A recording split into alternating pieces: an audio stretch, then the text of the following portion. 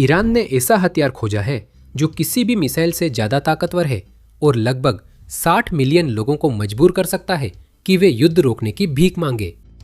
वो हथियार है प्यास। 28 फरवरी से अमेरिका, इजराइल और ईरान की जंग में खाड़ी की तेल refinery, airport, data centre, luxury hotel और मिलिट्री बेस निशाने पर आ चुके हैं। अधिकतर कवरेज तेल पर रही क्योंकि खाड़ी इसके लिए प्रसिद्ध है। इसी को लेकर बाजार में घबराहट रहती है और यही वो संकट है जिसके लिए हर किसी के पास रणनीति होती है। तेल की कीमतें बढ़ती हैं, बाजार प्रतिक्रिया देते हैं, सरकारें रणनीतिक भंडार का उपयोग करती है और जीवन चलता रहता है। लेकिन 8 मार्च की सुबह कुछ अलग हुआ। ईरानी ड्रोन ने बहरीन के अलवणीकरण प्लांट पर हमला किया। यह युद्ध में पानी की बुनियादी संरचना पर पहला पुष्टि किया गया सीधा हमला था। तेल रिफाइनरी पर हमले के विपरीत पानी का न तो रणनीतिक भंडार होता है, न ही कोई वायदा बाजार। नलों के सूखने पर कोई अंतर्राष्ट्रीय व्यवस्था नहीं है, सिर्फ घबराहट और मौत होती है। खाड़ी देशों की असली कमजोरी हमेशा पानी रही है, न कि तेल। अरब प्रायद्वीप दुनिया के सबसे सूखे इलाकों में है। यहाँ बारिश ना के बराबर होती है। सऊदी अरब, कुवैत, कतर और बहरीन में कोई बड़ी नदी नहीं है। जो जलभृत मौजूद है उन्हें दशकों से उनकी प्राकृतिक पुनर्भरण गति से कहीं अधिक तेजी से पंप किया गया है और अब उनमें से अधिकांश गंभीर रूप से समाप्त हो चुके हैं। 1970 के दशक में तेल संपत्ति आने पर खाड़ी देशों ने इसका बड़ा हिस्सा उस समस्या को हल करने में खर्च किया जो बाकी देशों के लिए कभी सोचना नहीं पड़ा। जब मूल रूप से पीने का पानी ही नहीं है तो आप पीने का पानी कैसे प्राप्त करेंगे?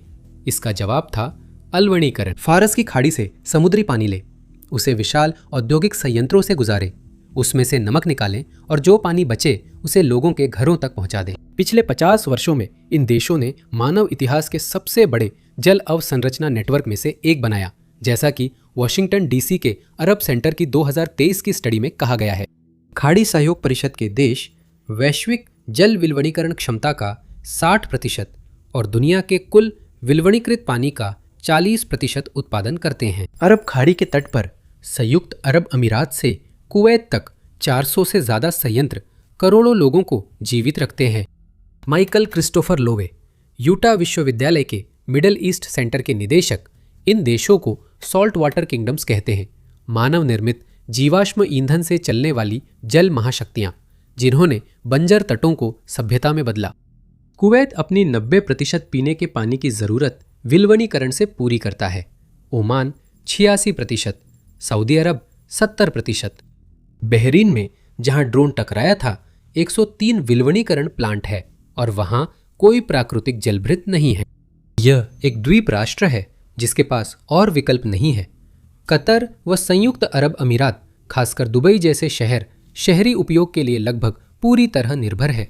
विलवणीकरण के अलावा इन देशों के पास सूखे से निपटने की कोई और योजना नहीं है। ये पृथ्वी के सबसे अधिक आबादी वाले तेजी से बढ़ते क्षेत्र की जल आपूर्ति श्रृंखला है जो सैकड़ों तटीय औद्योगिक सुविधाओं से होकर अब एक सक्रिय युद्ध क्षेत्र में है। लोग इस बात पर पागल हो रहे थे कि क्या ईरान बुर्ज खलीफा पर हमला कर सकता है, जबकि ड्रोन उस लक्ष्य से सिर्फ 12 मील दूर गिरा जिससे 30 लाख लोगों की जान जुड़ी है और इसकी सुरक्षा भी लगभग उतनी ही है जितनी आपके स्थानीय सिटी हॉल की होती है। ड्रोन ने डीसैलिनेशन कॉम्प्लेक्स पर सीधा हमला नहीं किया, लेकिन जब ईरान अमेरिकी सैन्य ठिकानों और अरबों डॉलर के रडार सिस्टम्स को निशाना बना सकता है तो बंदरगाह की जगह तटीय विलवणीकरण प्लांट को मारना भी मुश्किल नहीं है। इसी दौरान संयुक्त अरब अमीरात के पूर्वी तट पर स्थित फुजेरा F1 बिजली और पानी कॉम्प्लेक्स को भी नुकसान पहुंचा था। बोस्टन ग्लोब और द कन्वर्सेशन के मुताबिक ये नुकसान पास के बंदरगाह पर हमले या ड्रोन के मलबे से हुआ था, यानी पानी के प्लांट पर सीधा हमला नहीं था। फिर भी इस सुविधा पर असर पड़ा। यही बात कुवैत में भी हुई। इंटरसेप्ट किए गए ड्रोन के मलबे से दोहा वेस्ट विलवणीकरण प्लांट में आग लग गई। युद्ध के पहले 4 दिन में 3 घटनाएं पानी की सुविधाओं के पास हुई, लेकिन कोई भी जानबूझकर नहीं थी। 7 मार्च को ईरान के विदेश मंत्री ने एक्स पर कहा कि अमेरिकी हवाई हमले ने होर्मुज जलडमरू मध्य में काशिम द्वीप के डीसैलिनेशन प्लांट को निशाना बनाया, जिससे 30 गांवों की पानी आपूर्ति बंद हुई। उन्होंने इसे खुला व हताश अपराध बताया और चेताया कि ईरान की बुनियादी ढांचे पर हमले के गंभीर परिणाम होंगे। ये मिसाल अमेरिका ने कायम की, ईरान ने नहीं। अमेरिकी सेंट्रल कमांड ने दावे से इनकार किया। एक कम्युनिटी नोट में बताया गया कि किसी अंतर्राष्ट्रीय मीडिया या निगरानी संगठन ने स्वतंत्र पुष्टि नहीं की थी। हमें नहीं पता हमला हुआ या नहीं, लेकिन अहम था कि ईरान ने इसे कैसे लिया। अगर आप हमारे पानी पर हमला करेंगे तो हम भी आपके पानी पर जवाब देंगे। अगली सुबह बहरीन के डीसैलिनेशन प्लांट पर ड्रोन हमला हुआ, जिसकी पुष्टि गृह मंत्रालय ने की। एपी, अल जजीरा और गल्फ न्यूज ने रिपोर्ट दी। बहरीन के जल प्राधिकरण ने आपूर्ति जारी रहने की बात कही, लेकिन प्लांट या नुकसान की पूरी जानकारी नहीं दी। करीब 2 दशक पहले CIA ने चेताया था कि ज्यादातर अरब देशों में डीसैलिनेशन सुविधाओं में बाधा अन्य उद्योगों की तुलना में ज्यादा गंभीर परिणाम ला सकती है। यही सीमा ईरान ने पार की है। अब देखते हैं उसका अगला निशाना क्या हो सकता है। पूरे क्षेत्र में सबसे अधिक केंद्रित कमजोरी शायद यह संयंत्र है जिसे जुबैल कहा जाता है। यह सुविधा फारस की खाड़ी के सऊदी क्षेत्र में है और रियाद को एकमात्र 500 किमी लंबी पाइपलाइन से पानी पहुंचाती है। वह पाइपलाइन सऊदी राजधानी के पीने के पानी का 90% से अधिक ले जाती है। 2008 में रियाद स्थित अमेरिकी दूतावास के एक गोपनीय राजनयिक संदेश, जिसे विकीलीक्स ने उजागर किया, ने चेताया कि अगर संयंत्र या बुनियादी ढांचे को गंभीर नुकसान हुआ तो रियाद को 1 हफ्ते में खाली करना पड़ सकता है। चेतावनी और भी सख्त थी। संदेश में स्पष्ट था कि जुबैल डीसैलिनेशन प्लांट के बिना सऊदी सरकार की मौजूदा संरचना टिक नहीं सकती। 2008 के संदेश के बाद सऊदी अरब ने वैकल्पिक व्यवस्थाओं में निवेश किया, लेकिन इस दौरान उसकी आबादी भी 1.4 करोड़ से ज्यादा बढ़ गई। धरती पर ऐसा कोई तरीका नहीं है जिससे 500 किलोमीटर लंबी पाइपलाइन को ईरान के मिसाइल और ड्रोन से पूरी तरह सुरक्षित रखा जा सके। कतर एक छोटा प्रायद्वीप है जहां भूमिगत जल या नदी नहीं है। यह देश हाल तक केवल 3 दिन के पानी के भंडार पर निर्भर था। अगर लवणीकरण संयंत्र बंद होते तो यही राष्ट्रीय भंडार था सिर्फ 3 दिन। कतर ने $4 अरब खर्च कर दुनिया की सबसे बड़ी जल भंडारण परियोजना बनाई। 15 बड़े कंक्रीट जलाशय 650 किमी लंबी पाइपलाइन से जुड़े हैं। ये सब सिर्फ 4 दिन और जोड़ने के लिए बनाए गए। अब कतर के पास सिर्फ 7 दिन का जल भंडार बचा है, जो उनकी अधिकतम सीमा है। बाकी देशों के मुकाबले UAE ने काफी बेहतर प्रदर्शन किया है। नासिर अल सैयद के अनुसार, जो खाड़ी देशों के विशेषज्ञ पर्यावरण शोधकर्ता हैं, UAE ने अपनी 2036 जल सुरक्षा रणनीति के तहत लगभग 45 दिनों का जल भंडारण तैयार किया है। ये जानकर राहत मिलती है, लेकिन जब याद आता है कि UAE ने लड़ाई के सिर्फ दूसरे हफ्ते में 117 में से 113 ड्रोन एक ही दिन में रोक लिए थे, तो स्थिति गंभीर लगती है। बाकी 4 देश के अंदर गिर गए। सिर्फ एक मिसाइल या ड्रोन 21वीं सदी का सबसे विनाशकारी जल युद्ध शुरू कर सकता है। सबसे असुरक्षित छोटे देश बहरीन और कुवैत है। उनके पास सीमित रणनीतिक भंडार है। आपूर्ति बाधित होने पर वे सबसे पहले प्रभावित होंगे। बहरीन एक द्वीप है जिसके पास वैकल्पिक जल स्रोत नहीं है। उसका एकमात्र बैकअप सऊदी अरब से पानी की पाइपलाइन है। अगर डीसैलिनेशन प्लांट बंद हो जाते हैं और वह पाइपलाइन कट जाती है, तो बहरीन के पास सिर्फ एक ही विकल्प बचता है, पूरी आबादी की निकासी। इसीलिए पानी पर हमला तेल पर हमले से अलग है। रिफाइनरी बंद होने से आर्थिक नुकसान होता है, पर लोग नहीं मरते। पानी की कमी से लोग मरेंगे।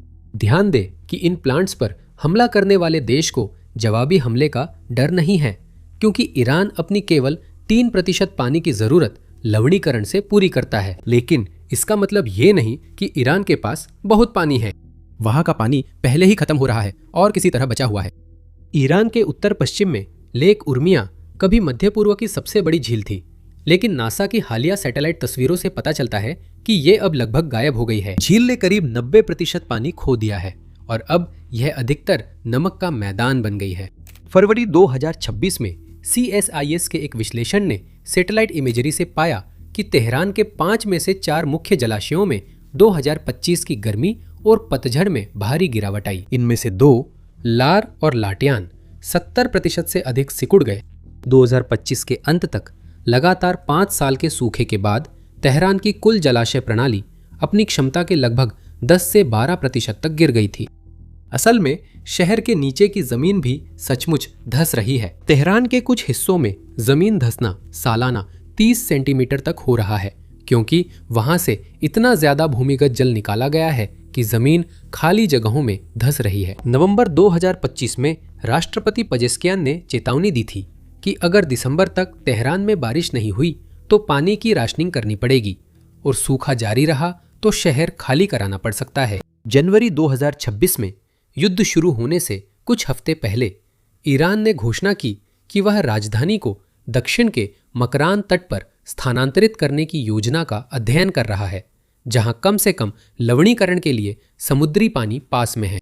इस स्थानांतरण की अनुमानित लागत 77 से 100 अरब डॉलर के बीच बताई गई थी और यह उस तटरेखा के लिए है जो अविकसित है, सुरक्षा खतरों के प्रति संवेदनशील है और राष्ट्रीय सरकार की मेजबानी के लिए बिल्कुल भी तैयार नहीं है।